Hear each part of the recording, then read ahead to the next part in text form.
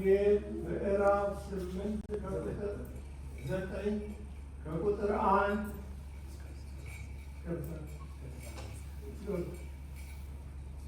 ሲያርፍም ከመወለዱ ጀምሮ ዕውር የሆነውን ሰው አየ። ደቀ መዛሙርቱ መምህር ሆይ ይህ ሰው ዕውር ሆኖ እንዲወለድ ኃጢአት የሠራ ማን ነው? እርሱ ወይስ ወላጆቹ ብለው ጠየቁት። ኢየሱስም እንዲህ ብሎ መለሰ፣ የእግዚአብሔር ሥራ በእርሱ እንዲገለጥ ነው እንጂ እርሱ ወይም ወላጆቹ ኃጢአት አልሠሩም። ቀን ሳለ የላከኝ ሥራ ላደርግ ይገባኛል። ማንም ሊሠራ የማይችልባት ሌሊት ትመጣለች። በዓለም ሳለሁ የዓለም ብርሃን ነኝ። ይህንን ሁሉ ወደ መሬት እንስፍ አለ።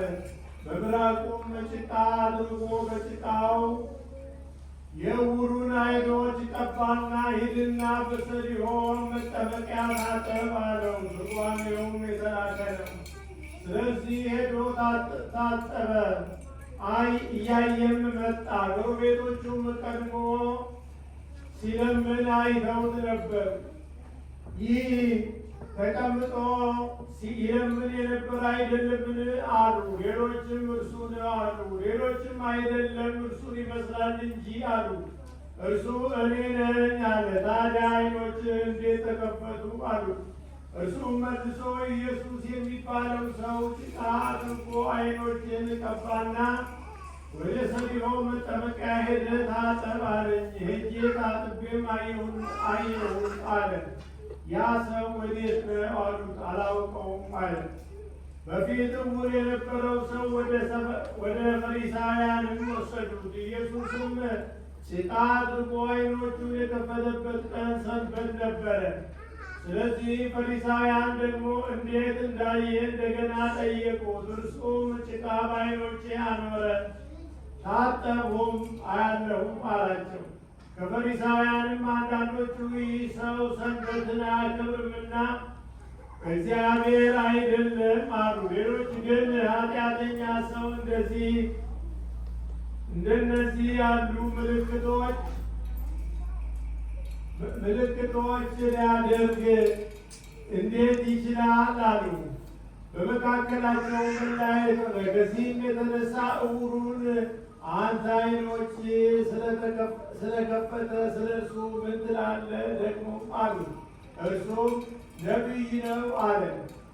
አይሁድ የዚያን ያየውን ወላጆች እስኪጠሩ ድረስ ዕውር እንደነበረ እንዳላየም ሰው ስለ እርሱ አላመኑ።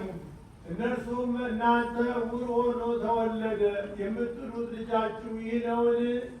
ታዲያ አሁን እንዴት ያያል? ብለው ጠየቋቸው። ወላጆቹም መልሰው ይህ ልጃችን እንደሆነ ዕውር ሆኖ እንደተወለደ አናውቅም፣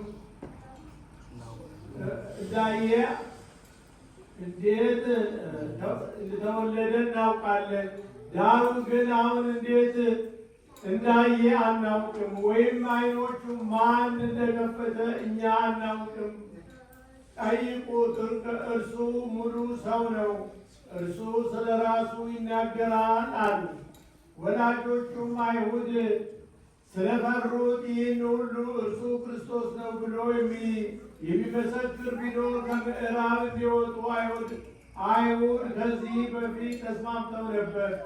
ስለዚህ ወላጆቹ ሙሉ ሰው ነው ጠይቁት አሉት።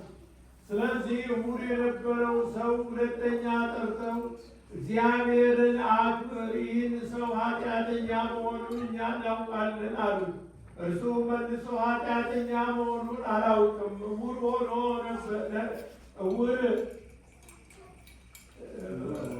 ዕውር ነበርኩ። አሁን እንዳይ ይህን አንድ ነገር አውቃለሁ አለ።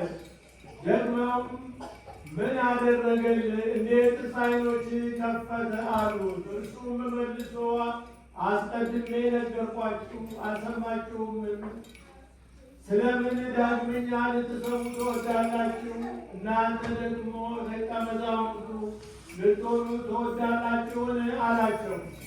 ተሳድበውም አንተ የእርሱ ደቀ መዝሙር ነህ፣ እኛ ግን ከሙሴ ደቀ መዛሙርት ነን። እግዚአብሔር ሙሴን እንደተናገረ እኛ እናውቃለን። ይህ ሰው ግን ከወዴት እንደሆነ አናውቅም አሉ።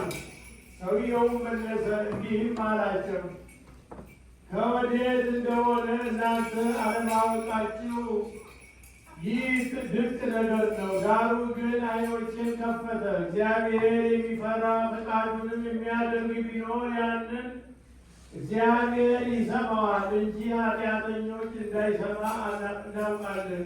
ዕውር ሆኖ የተወለደውንም ዓይኖቹን ማንም እንደከፈተ ዓለም ከተፈጠረ ጀምሮ አልተሰማም። ይህ ሰው ከእግዚአብሔር ባይሆን ምንም ሊያደርግ ባልቻለም ነበር። መልሰውም አንተ ሁለንተና በኃጢአት ተወለደ፣ አንተም እኛን ታስተምረናለህን?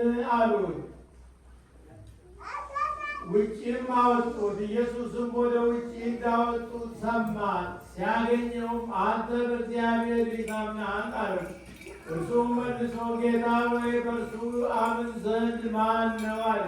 ኢየሱስም አይተኸዋልም፣ ከአንተ ጋር የሚነጋገረው እርሱ ነው አለ።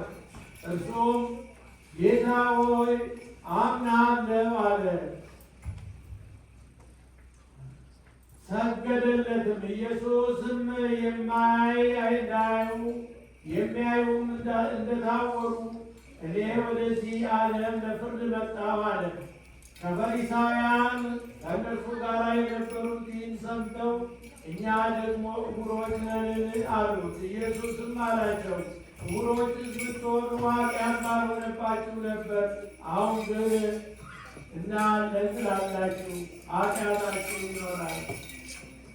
እዚያም በወልዶ ሕይወት ዘላለም